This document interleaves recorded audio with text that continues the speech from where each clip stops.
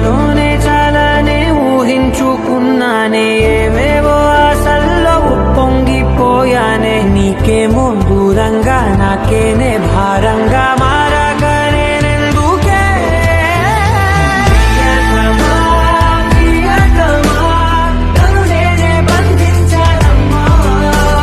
ప్రియతమా, ప్రియతమా, నిన్నే మరి నిందిస్తానమ్మా.